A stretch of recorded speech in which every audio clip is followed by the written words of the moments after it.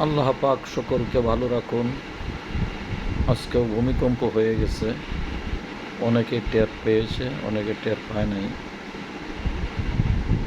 আমরা কয়েকদিন আগে খবর শুনেছি আফগানিস্তানে ভূমিকম্প হয়েছে, হাজার হাজার মানুষ নিহত হয়েছে, হাজার হাজার বাড়িঘর ধ্বংস হয়েছে, অনেকে আহত হয়েছে।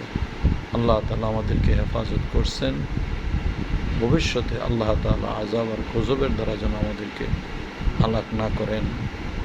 আল্লাহ তাআলা ঈমান এবং আমল নিয়ে বাঁচা থাকার তৌফিক দান করেন। আমরা সকলেই আল্লাহর দরবারে তওবা করি। তওবা করলে অবশ্যই আল্লাহ তাআলা আমাদেরকে আযাব আর গজব থেকে মুক্তি দান করবেন। আল্লাহুম্মা আমিন। আসসালামু আলাইকুম ওয়া রাহমাতুল্লাহি ওয়া বারাকাতুহু।